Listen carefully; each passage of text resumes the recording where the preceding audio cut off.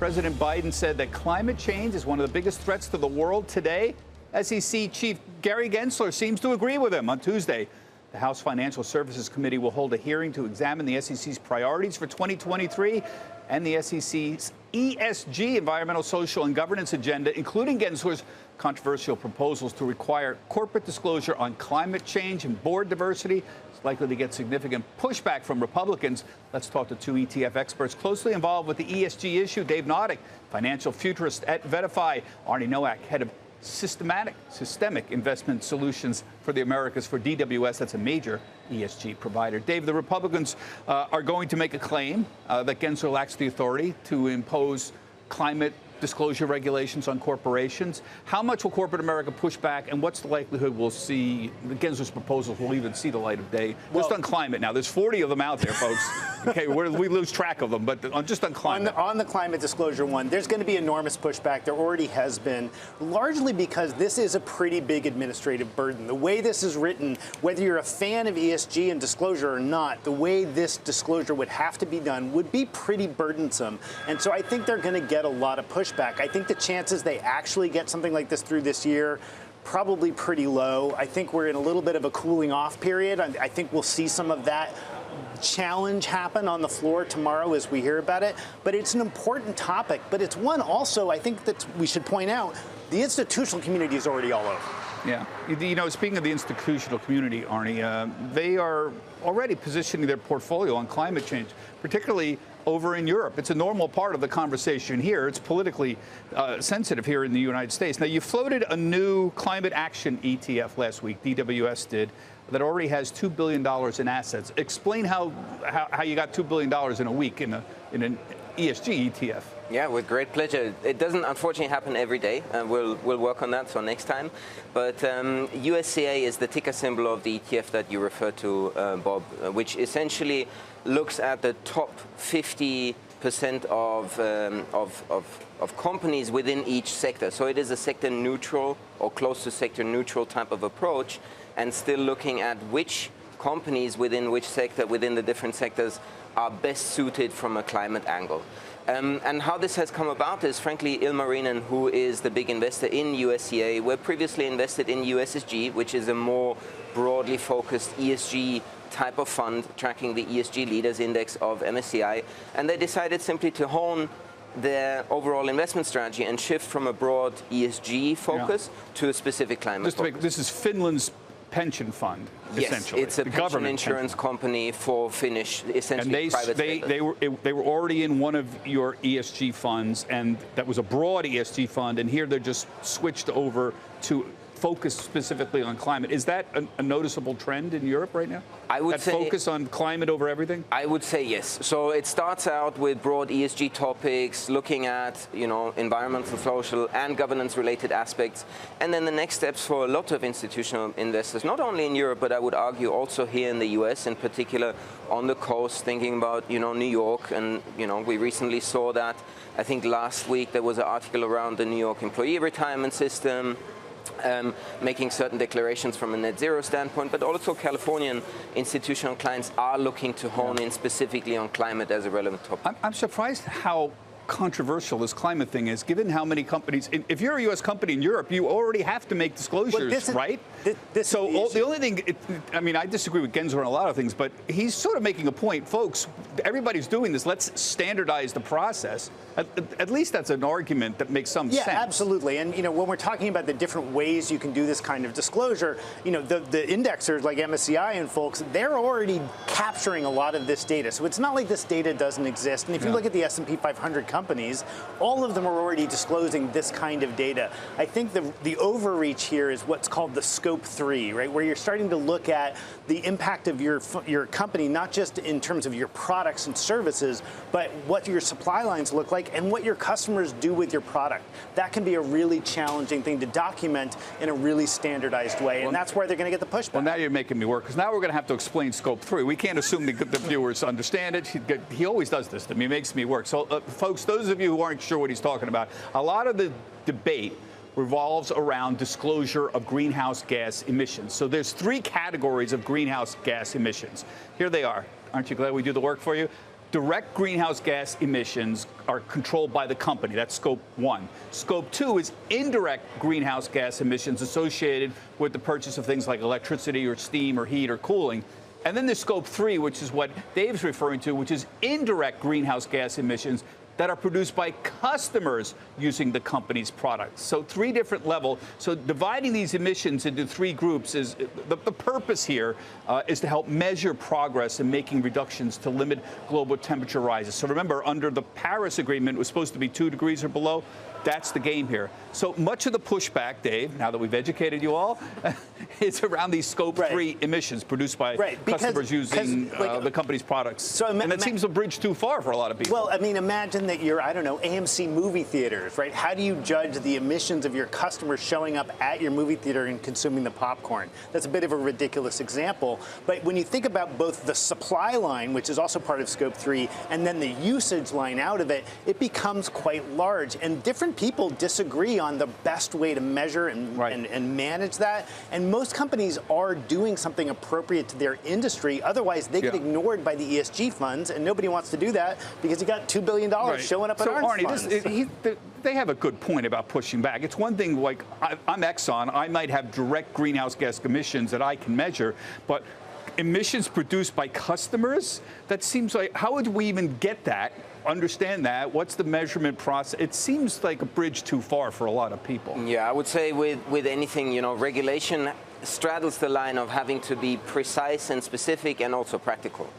You know, and something like this, I would argue that, you know, measuring scope 1, 2, and 3 emissions to some degree is already a market standard. They've already alluded to that. The likes of S&P, MSCI, all major index providers in their Paris-aligned benchmark indices. For the viewers who are not aware of what a Paris-aligned benchmark index is, it's essentially an EU regulation with an index construct that is designed to create a pathway towards a net zero environment. And in order for those to function well, certain assumptions have to be made in order to measure scope 1, 2, and 3.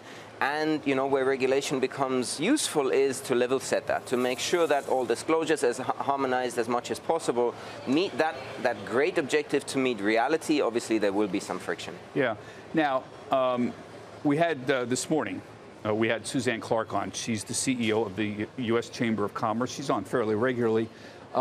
Speaking very generally, she decried the huge number of proposals that Gensler is floating and had this to say about all these proposals. Take a look at this. We do everything we can to work with Chair Gensler and his team. We submit comments, we have meetings, we do everything that we can to try to get the appropriate amount of regulation and smart regulation accomplished. And if that doesn't work, then we take them to court. Take them to court. Take them to court. We're going to sue them. We're going to sue them. Now, I want to make it clear. She was talking about all of these proposals generically, but basically they're signaling this is way too much stuff to dump on us. And we think in some cases you're exceeding your authority. We think in some cases they're overreaching, et cetera. Yeah, I don't. The lack of authority, the lack of jurisdiction, that's actually a bit tough to argue. The SEC has pretty broad mandate about what companies who trade on public exchanges have to disclose. So I think that's not where you win this argument. It doesn't surprise me people are already talking about suing on this. I think there is an administrative burden here. I think it's unfortunately going to be political, and that really shouldn't be what this is about. It should be, as Arna was pointing out, about having good regulation versus just regulation for regulation's sake. Yeah, so you don't think they'll succeed? I mean, again, we're talking broadly here. There's many proposals. You don't think that suing them on the grounds that they're outside of their authority will work? You know, there was that EPA, that court ruling on the EPA saying they were overreaching.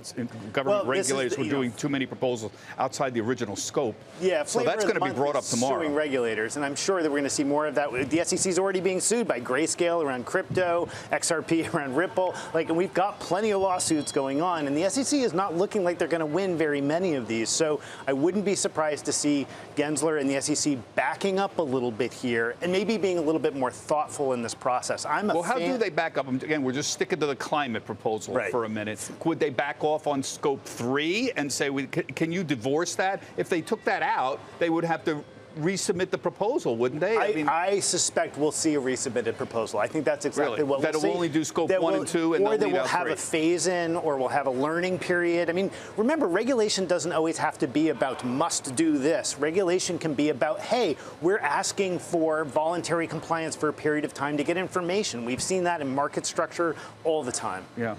And again, we're showing you scope 1, 2, and 3. Remember, these are different levels of reducing greenhouse gas emissions.